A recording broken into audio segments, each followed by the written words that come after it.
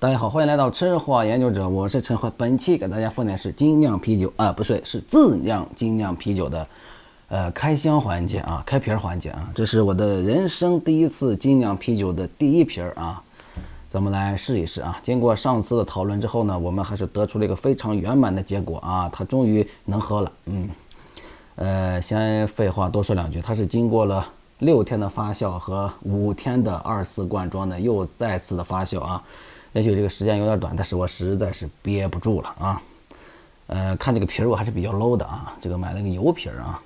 从这个手感来说还是非常的拧的啊，这个气体已经充斥满了啊。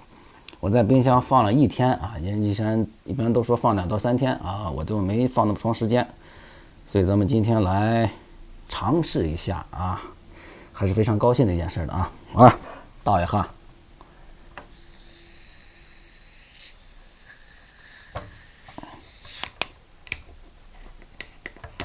哎呀，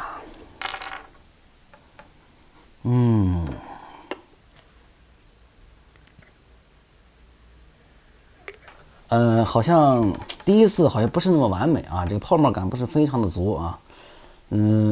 在也不能说这个具体这个流程来说呢，也不能说怎么来说呢，这个泡沫感是从而产生的，是这个二氧化碳啊，也许这个发酵的时间不够，再加上搁的冰箱的这种时间也不够，所以这种二氧化碳的气体不是很充足啊，这是一个方面，也许说的不对啊。咱们先废话不多说，从这个味道来说，咱们尝一下我的自己精酿啤酒的初次体验啊。总体来说呢，我还是非常的高兴啊。这个味道来说还是非常不错啊，从这个气味来说啊，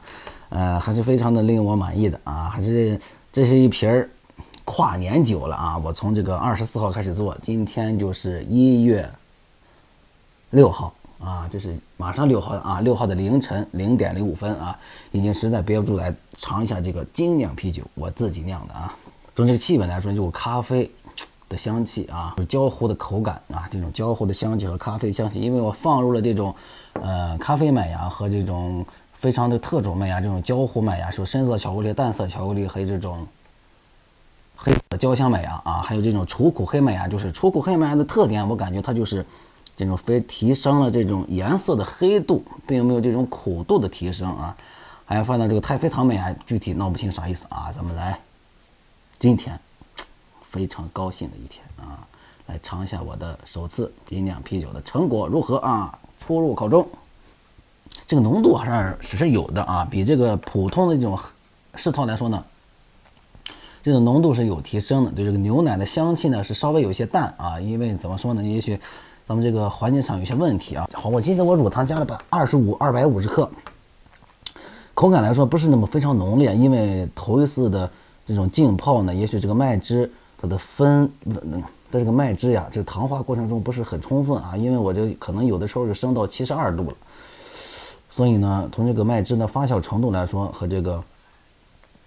口感来说呢，还是有一点差距的。所以呢，总体来说呢，头一次这种感觉还是不错的，还是比较成功的啊。它也还是比较欣慰的，因为它没酸没臭啊，也没坏，这是主要的特点啊。也许再放几天，这个效果会更加的好了，因为才放了2发才5天，放了冰箱1天啊，也是6天，好像2发一共才5天啊，因为2发4天，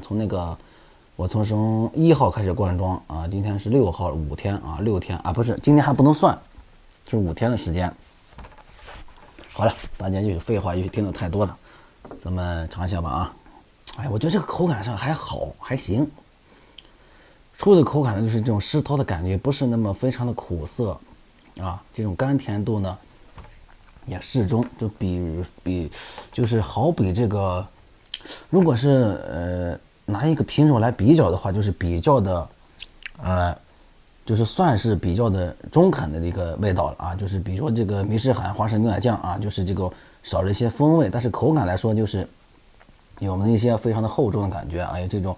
牛奶的香气啊，这种咖啡和巧克力的苦涩感，就是没有这种特殊的味道，就比如说这个花生就是那种花生感觉和这香草的味道啊，就少了一些，所以从这个多年的感觉来说，这个还是比较成功的。就是稍微有一些淡啊，就稍微就是一个口感有些淡，也许这个麦芽的发酵过程中呀，比较的，也许比较水，就是糖化的，就是不太充分啊，还是比较高兴的，这个愧疚还是成功了啊，就是这个什么人说这个比重比啊，什么1.0几，也许比较低啊，还有这个酒精度也是比较低的，从这个颜色和口感和气味来说，还比较成功的啊。这种气味来说还是不错的，因为刚开始灌装的时候，我满加一股酱油味儿，我发现它好像坏了，有这种石头的味道啊。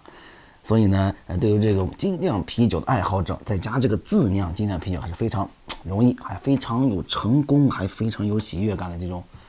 心情啊。因为怎么说呢，这个技术还是有待提高的啊，还是非常不错的啊。好了。以后再分享一些自酿精酿啤酒的这种技巧和经验的分享，这是头一次啊，这是我的人生首次啊。好了，本期视频到此就，喜欢的我们小伙伴请关注转流声，咱们下次喝点别的 ，See you next time。